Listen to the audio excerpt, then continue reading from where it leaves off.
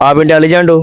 جی آپ جی سوال یہ ہے کہ 2 باپ ہیں 2 بیٹے ہیں اور 3 سیب ہیں، سب نے پورا پورا کھانا کیسے کھائیں گے؟ آدھا آدھا کر کے آنا پورا، ہاں جی آدھا آدھا کر کے پرانا ہے. کیسے کھانا پورا پورا ہے؟ نہیں نہیں پتا. ہاں جی آپ کوئی تکا شکا لاؤ، کوئی سوچو پورا پورا. 2 باپ ہیں 2 بیٹے ہیں اور 3 سیب ہیں، سب نے پورا پورا کھانا کیسے کھائیں گے؟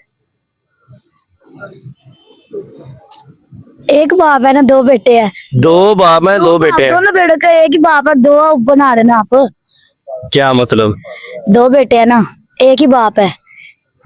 ایک بیٹے کا ایک باپ ہے، دونوں بیٹوں کا ایک ہی باپ ہے. اچھا دونوں طرف سے آپ دونوں بیٹوں کا ایک ہی باپ ہے، مطلب یہ تو نہیں نا. دونوں پھر 2 بیٹے ہو گئے، ایک باپ ہو گیا. نہیں پتا. چلے گائز آپ کمنٹ میں بتائیں وہ کیا ہے، کیسے کھائیں گے.